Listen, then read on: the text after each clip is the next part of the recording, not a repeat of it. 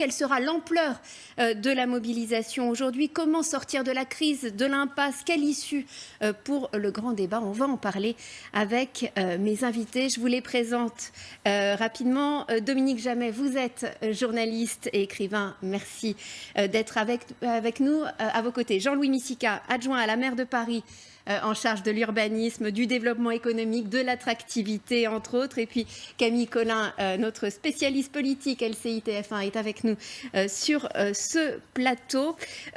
Alors, face à vous, nous avons Julien Bargeton, sénateur La République En Marche de Paris. Merci d'être là. Et puis bonjour. Sylvain Durand, secrétaire national alternatif police CFDT.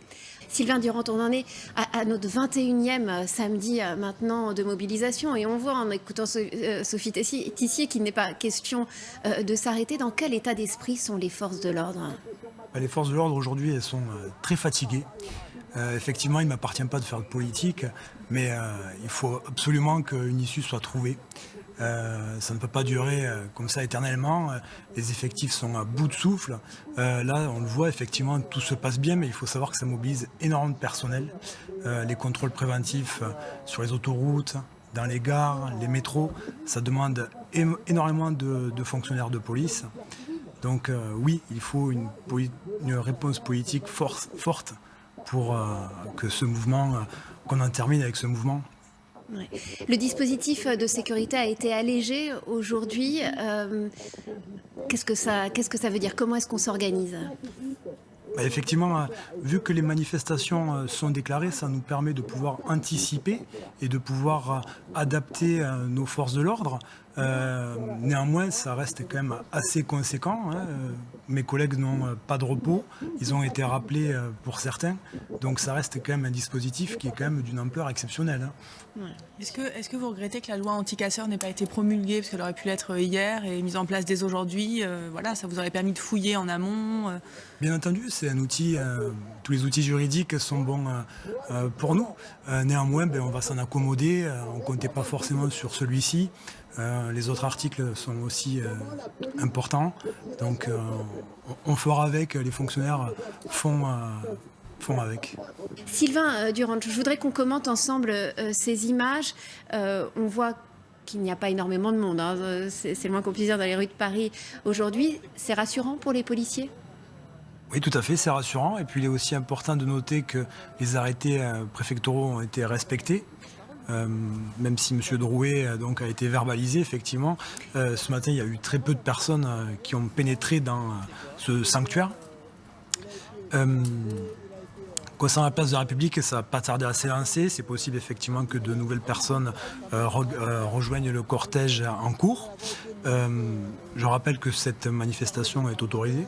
Ça va permettre donc aux effectifs de police d'anticiper, de pouvoir déplacer les forces, notamment les forces lourdes, qui sont quand même assez difficiles. On est samedi dans Paris, c'est quand même pas évident de se déplacer. Voilà. Quelles sont les consignes qu'on donne aux policiers avant une journée de mobilisation comme celle-ci? Écoutez, les consignes depuis déjà 3 semaines, ce sont d'être réactifs, mobiles, d'avoir beaucoup plus d'autonomie, notamment pour mes collègues en moto, qui interviennent plus sur de l'initiative, contrairement à ceux qu'on a connus auparavant, où il fallait attendre des ordres avec un schéma hiérarchique. Alors, on sait que, depuis ce matin, dans les gares notamment, on voit des policiers qui procèdent à des fouilles. Là aussi, ça fait partie de cette nouvelle stratégie d'anticipation. Effectivement, je pense qu'il va falloir s'habituer, du moins les Parisiens, les Franciliens, s'habituer à être contrôlés, car on le voit, les résultats sont là. Effectivement, nous avons beaucoup moins d'objets, des armes qui peuvent être, non pas par nature, mais par destination, qui peuvent être donc utilisées contre les forces de l'ordre ou bien pour des dégradations commises sur les boutiques. Et puis je vous donne ces chiffres qui viennent de nous être donnés de la préfecture de police de Paris dans la capitale depuis ce matin. 6075 contrôles préventifs et 21 interpellations. Sylvain Durand, c'est plutôt une journée qui part dans le calme. Oui, tout à fait. Espérons-le que ça continue, contrairement aux images qu'on a pu voir les précédents actes. 6075 contrôles préventifs, c'est plus, c'est moins? Ouais, effectivement, c'est beaucoup plus. C'est même énorme. Est-ce que avoir les images, là, alors on a vu que le gouvernement, il y a une quinzaine de jours, avait mis en place, avait augmenté les amendes qui passent de 35, je crois, ou 38 euros à 135 euros sur les territoires interdits de manifester. Est-ce que ces mesures-là suffisent? Finalement, on le voit sur les images, maintenant ça se déroule plutôt dans le calme, la semaine dernière aussi. Est-ce qu'il faut vraiment aller vers une loi anti-casseurs? Est-ce que c'est utile? Ouais. Écoutez, malheureusement, les images qu'on a vues ont été assez choquantes. Je pense que malheureusement, ça fait depuis déjà donc 2015 avec les lois El Khomri que régulièrement les manifestations sont infiltrées par des groupes de Black Blocs.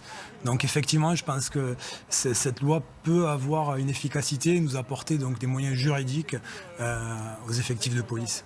Merci Hélène. Alors Jean-Louis Missika, vous nous disiez il y a un instant, avec les attentats, les forces de l'ordre se sont focalisées sur la surveillance des islamistes et ont un peu perdu de vue les Black Blocs. Je voulais vous demander, Sylvain Durand, si c'était votre avis également, vous qui êtes, donc je le rappelle, secrétaire national Alternative Police.